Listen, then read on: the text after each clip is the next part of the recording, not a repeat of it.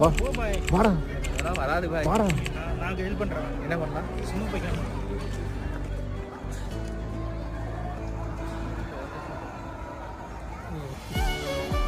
Share பண்ண முடியுமா?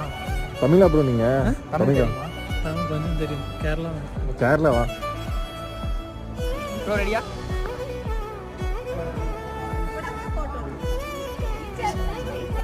இப்போ பாருங்க அழகா இந்த மூமெண்ட் எப்படி ஃபீல் பண்றேன்னு சொல்லு.